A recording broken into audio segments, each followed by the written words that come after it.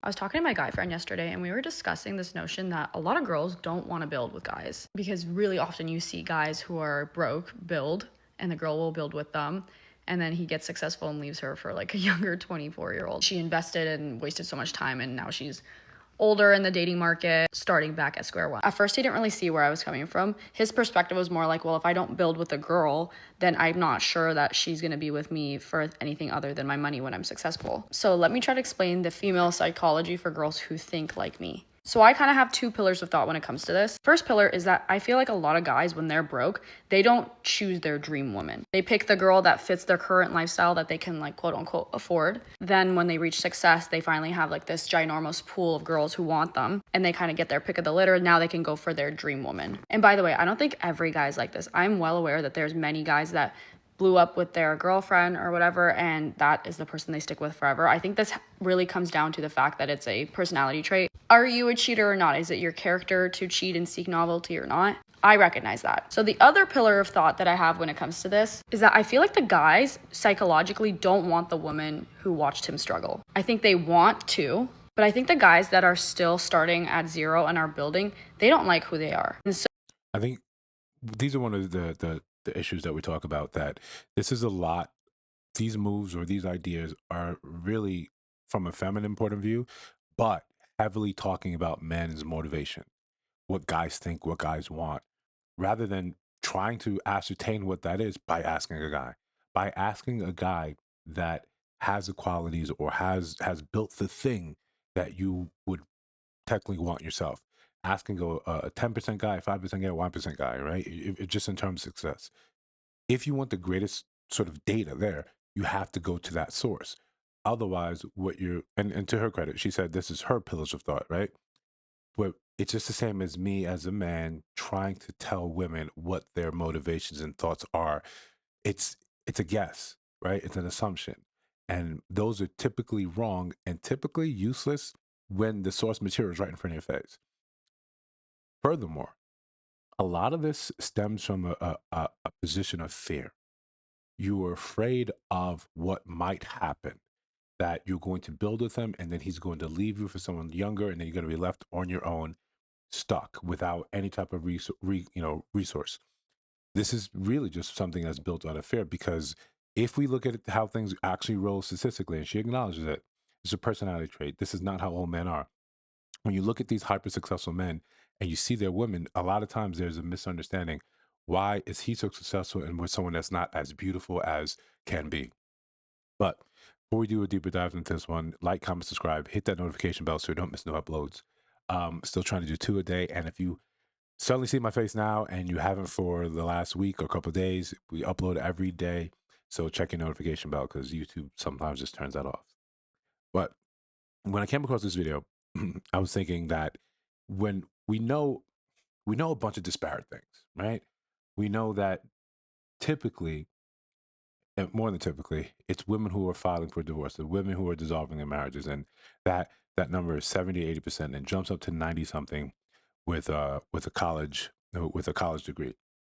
So we are understanding that the ones leaving relationships, and we're not going to get into the reasoning why, right? But even if you say half of those are for legitimate reasons, that would leave 42, 45% of women being the ones that are filing for divorce because they're just unhappy or whatever the reason.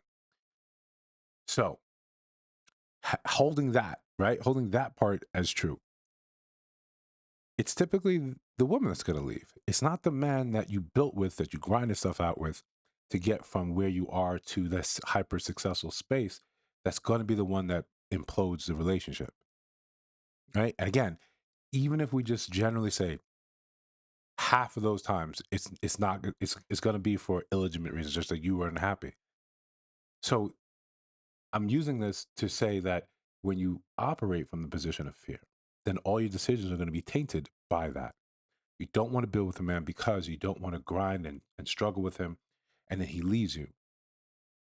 Play that out further.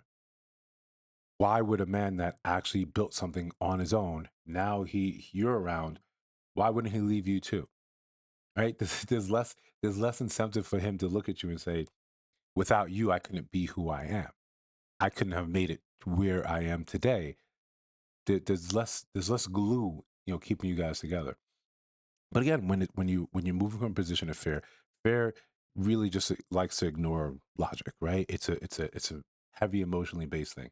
It pushes you, it pulls you, and it plays on those small insecurities. Oftentimes, and I'm not saying I'm not putting this forward and saying this is what women are doing, because as we just said, this is not. I think you make assumptions and you make a fool of yourself in that sort of regard. But oftentimes we're very afraid of what someone will do to us because we know we would do it to them. We're in this position of authority and power, and we treat people poorly because we're afraid if the tables were reversed, they would do the same thing to us. But that's really just born of our own sort of personality, our own sort of fear.